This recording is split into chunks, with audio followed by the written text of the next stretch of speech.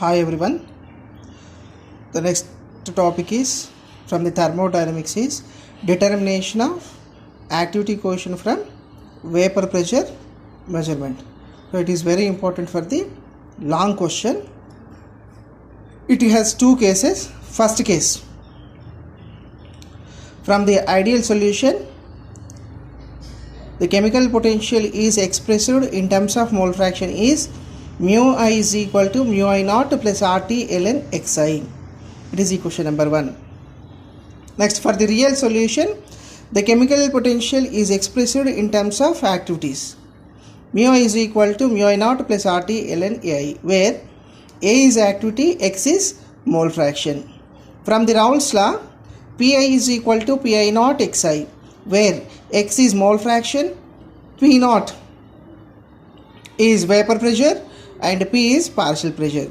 So then it is can be modified as Pi is equal to Pi star ai. It is equation number 3. So then from the Raoult's law, we can write ai is equal to Pi by Pi star. It is equation number 4. Then the fourth equation can be rearranged as ai is directly proportional to Pi, where A is activity coefficient, P is pressure. Then A is equal to gamma I xi. So it is the relation between activity and activity coefficient. Now you compare the equations 4 and 5 because of the left hand sides of equation 4 and 5 are equal. At the same time, the right hand side also are equal. Then gamma I xi is equal to Pi by Pi star. So then this equation becomes Pi is equal to gamma I xi Pi star. So it is the equation 6. So it is the pressure, vapor pressure, activity coefficient, mole fraction. So by using this formula, we can evaluate activity coefficient from the vapor pressure. That means from the Raoult's law. So it is the first case. Next, second case or second convention. It is also same as first case. For the real solution, mu I is equal to mu I naught plus RT ln xi. Equation 1. For non-ideal solution, the chemical potential is mu I is equal to mu I naught plus RT ln ai. Second equation. In first equation, we wrote Raoult's law, but in the second case, we are writing Henry's law. For the solute, Pi is equal to Ki xi, where P is pressure, x is mole fraction, K is constant. Third equation. So first case explains Raoult's law, second case explains Henry's law. Because of the solution contains both solvent and solute. Solvent obeys Raoult's law, solute obeys Henry's law. So now the final equation is Pi is equal to Ki, ai is equal to, in place of A, we are writing gamma and x. Ki gamma x. Finally, Pi is equal to Ki gamma x. X is mole fraction, gamma is activity constant, K is constant, P is pressure. So, from this equation, we can determine the activity coefficient from the vapor pressure measurements. So, it is the second case for the determination of activity from vapor pressure measurement. So, it is a very important topic for the long question. So next topic is activity coefficients of non-volatile solute by using Gibbs-Duhem equation. So what is Gibbs-Duhem equation? So we can express summation of Ni d mu I is equal to 0, where N is number of mole, d mu is the change in chemical potential. By using this formula, we can also determine the activity coefficient. So by applying for the two component system, Na d mu a plus Nb d mu b is equal to 0. Equation 1.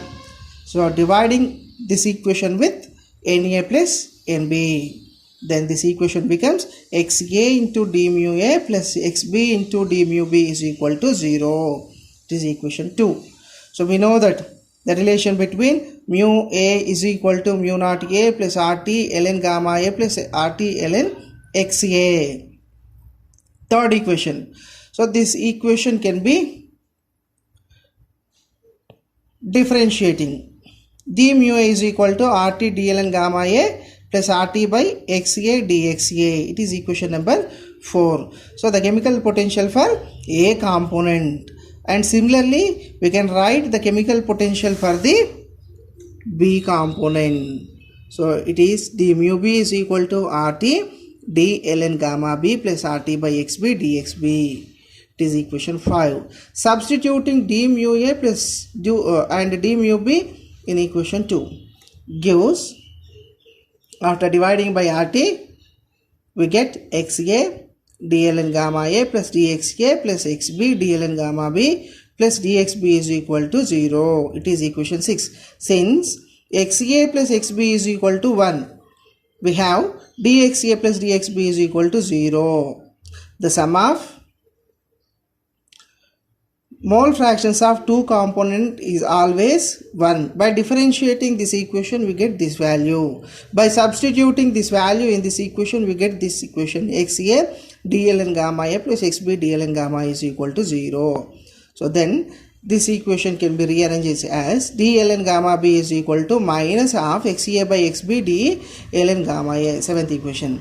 So integrating between states 1 and 2. So then ln gamma B2 minus ln gamma B1 is equal to minus half integration of XA by 1 minus XA d ln gamma A between 1 and 2 states. 8th equation. State 1 represents pure solvent A, then gamma B1 is equal to 1. Solvent activity coefficient ln gamma B1 is equal to 0. By plotting between XA by 1 minus XA versus ln gamma A, we obtain one curve. Under this curve, some area is observed. This area indicates minus log gamma B2. So gamma is activity coefficient for the solute. So this method is used to calculate the activity coefficient from the Gibbs-Duhem equations. So these two topics are very important for the long questions. Thank you.